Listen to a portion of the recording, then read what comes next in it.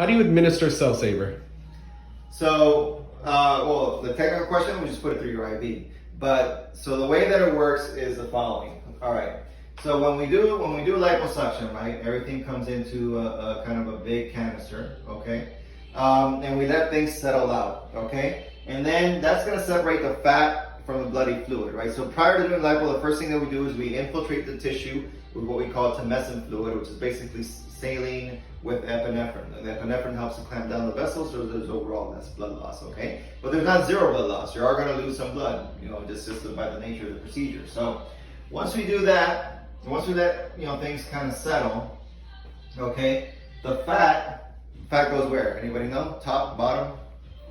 Give you 2 seconds. The top. That's right. Fat rises. That's right. Fat's gonna. Smart people. That's right. Fat's less dense in water, so fat's gonna go to the top. So in this area here, you're gonna have basically tumescent fluid, okay, plus blood.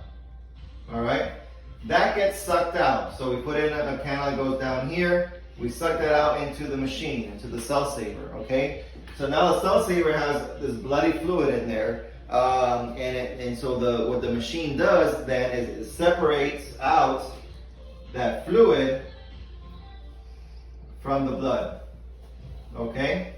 And it concentrates the blood, all right? And it separates out everything else. Fluid and whatever else is in there gets tossed out. It has multiple filters, and that's the way that it's doing that. So then this becomes blood that we can basically transfuse back to you.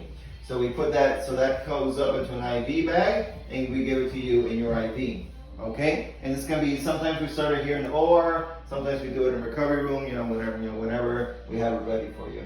Okay? So it's pretty much like an auto transfusion. And that's why we really do believe in it. We use it with pretty much all our large liposuction cases and BBLs.